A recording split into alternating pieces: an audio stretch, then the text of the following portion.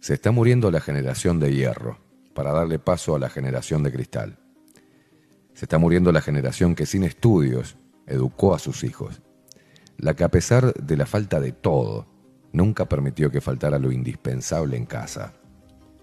La que enseñó valores, empezando por amor y respeto.